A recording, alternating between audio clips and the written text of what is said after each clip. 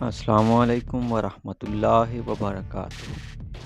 عیسائی دنیا جسے رچرڈ شیردل کہہ کر پکارتی اور فخر کرتی تھی، اور جسے یورپی ملکوں نے اپنی افواج کی سربراہی سونپ کر فلسطین کی جنگ میں صلاح الدین ایوبی کے مقابلے میں لا کھڑا کیا تھا، قاصد کے چہرے پر طز بضب تھا۔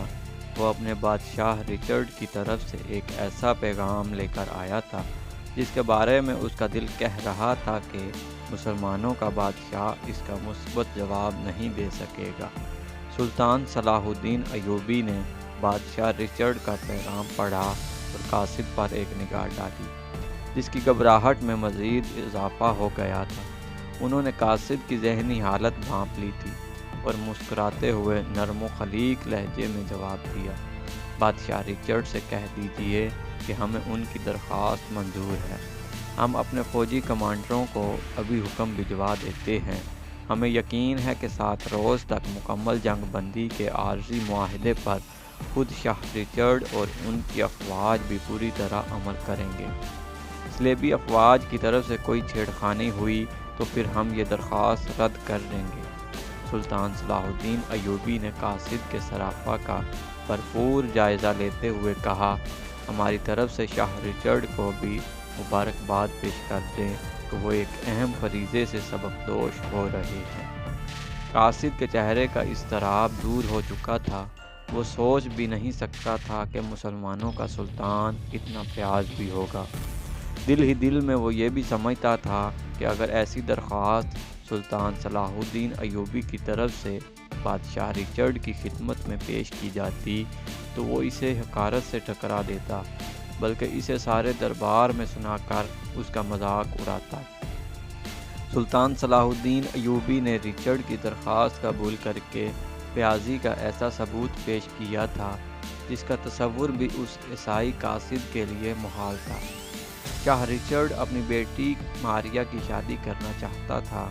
شادی کے جشن کے لیے اس نے عین اس زمانے میں 7 روز کے لیے جنگ بندی کی درخواست کی تھی جب صلیبی جنگ اپنے زوروں پر لڑی جا رہی تھی۔ شاہ رچرڈ کے علاقے اور حلقے میں شادی کی تیاریاں زور و شور سے ہونے لگیں۔ تھکے ماندے سپاہیوں کو بھی سستانے کا موقع مل گیا۔ عیسائی کیمپ میں فوجی شب و روز شراب پیتے اور رقص و سرور کی محفلیں برپا کرنے لگے۔ سلطان صلاح الدین ایوبی کے کیمپ میں سپاہی آرام کرتے اور اپنے خدا کی عبادت میں مصروف دکھائی دیتے۔ شادی کے جشن کی تیاریوں میں مصروف شاہ رچرڈ کو ایک نئی بات سوجھی اور وہ اس پر عمل کرنے کے لیے تیار ہو گیا۔ قاصد پھر سلطان صلاح الدین ایوبی کے دربار میں حاضر ہوا۔ اس بار اسے یقین تھا کہ سلطان صلاح الدین ایوبی شاہ رچرڈ کا دعوت نامہ کبھی قبول نہیں کرے گا۔ ذہین اور عاقل قاصد بڑے غور سے سلطان صلاح الدین ایوبی کے چہرے کے تاثرات سمجھنے کی کوشش کر رہا تھا۔ سلطان صلاح الدین ایوبی نے دعوت نامہ پڑھتے وقت کسی تاثر یا رد عمل کا اظہار نہیں کیا۔ سلطان نے ایک نگاہ اپنے درباریوں پر ڈالی اور پھر قاصد کی طرف دیکھا اور کہنے لگا، میں شاہ رچرڈ کا شکر گزار ہوں کہ انہوں نے مجھے اپنی مسرتوں میں شرکت کے لیے یاد رکھا۔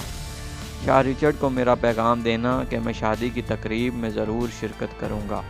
قاصد یہ جواب لے کر سلطان صلاح الدین ایوبی کے خیمے سے باہر نکلا تو وہ مسکرا رہا تھا۔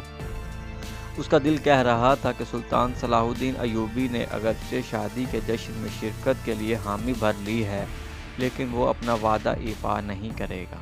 بھلا کون ایسا شخص ہو سکتا ہے جو دشمنوں کی کچھار میں جانے پر آمادہ ہو؟ وہ ضرور بعد میں کسی مصروفیت کا عذر پیش کر دے گا۔ شاہ رچرڈ کی بیٹی شہزادی ماریا کی شادی کا دن آ گیا۔ پورے تذک و احتشام سے عیسائی طریقے کے مطابق شہزادی کی شادی ہوئی۔ رات کو شادی کی خوشی میں جشن کی تقریب منعقد ہونے والی تھی اور اس میں سلطان صلاح الدین ایوبی کو شرکت کے لیے دعوت بھیجی گئی تھی۔ شام سے پہلے ہی صلیبی کیمپ کا گوشہ گوشہ قندیلوں اور روشنیوں سے جگمگانے لگا۔ سپاہی شراب پی رہے تھے، ناچ اور گا رہے تھے۔ شاہ رچرڈ کے خیمے میں اس کے درباری جرنیل اور عزیز و اقارب جمع ہو چکے تھے۔ شہزادی ماریا اپنی سہیلیوں کے جھرمٹ میں نئی نویلی دلہن بنی بیٹھی تھی۔ شاہ ریچرڈ ہانکنے لگا تھا۔ وہ اپنی شجاعت کے قصیدے خود ہی پڑھ رہا تھا، بار بار اپنے سامعین کو کہہ رہا تھا کہ سلطان صلاح الدین ایوبی نہیں آئے گا، اس میں ہمارے کیمپ کا رخ کرنے کی جرأت کہاں۔ سلطان صلاح الدین ایوبی نے اپنے کیمپ میں بڑے اطمینان اور خضوع و خشوع کے ساتھ نماز عشاء ادا کی۔ نماز سے فارغ ہو کر وہ خیمے سے باہر نکلے، جہاں ان کا خادم ایک خاص گھوڑا لیے کھڑا تھا۔ سلطان صلاح الدین ایوبی گھوڑے پر سوار ہوئے اور گھوڑا چلنے لگا۔ سلطان صلاح الدین ایوبی کے پیچھے 2 گھوڑ سوار بھی چلے آ رہے تھے، جو شادی کے تحائف اٹھائے ہوئے تھے۔ اب رات بہت ہو گئی شاہ معظم، ایک درباری نے شاہ ریچرڈ کو مخاطب کر کے کہا، مسلمانوں کا سلطان نہیں آئے گا، اب کھانے۔ شاہ ریچرڈ نے اس کی بات کاٹتے ہوئے کہا، مجھے معلوم تھا وہ نہیں آئے گا، میں نے اسے مرعوب کرنے کے لیے جو انتظام کیے تھے وہ بیکار گئے۔ عین اسی لمحے حاجب نے اعلان کیا، مسلمانوں کے سلطان صلاح الدین ایوبی تشریف لا رہے ہیں۔ حیرت اور استعجاب سے شاہ ریچرڈ اور اس کے درباریوں کے منہ کھلے کے کھلے رہ گئے۔ شاہ ریچرڈ اپنی حیرت اور بوکھلاہٹ پر قابو پانے کی کوشش کرتے ہوئے باہر کی طرف لپکا۔ تھوڑی دیر بعد سلطان صلاح الدین ایوبی اپنے 2 خدمت گاروں کے ساتھ خیمے میں داخل ہوئے۔ خادموں نے تحائف اٹھا رکھے تھے۔ یہ تحائف سلطان صلاح الدین ایوبی نے نئی دلہن شہزادی ماریہ کے لیے پیش کیے۔ اس کے فوراً ہی بعد دونوں خادم خیمے سے باہر چلے گئے۔ شاہ ریچرڈ کا وہ خیمہ جو اس تقریب کے لیے بہت سجایا سنوارا گیا تھا، جس سے شاہ ریچرڈ کی شان و شوکت کا اظہار ہوتا تھا۔ سلطان صلاح الدین ایوبی نے اسے ایک نظر دیکھا اور پھر اس میں کوئی دلچسپی باقی نہ رہی۔ عیسائی سردار، جرنیل اور اکابرین حیرت سے اس شخص کو دیکھ رہے تھے جس کے خلاف وہ لڑ رہے تھے، اور وہ کمال بے نیازی سے اکیلا ان کے درمیان بیٹھا تھا۔ اسے کسی قسم کے خوف اور خطرے کا احساس تک نہ تھا۔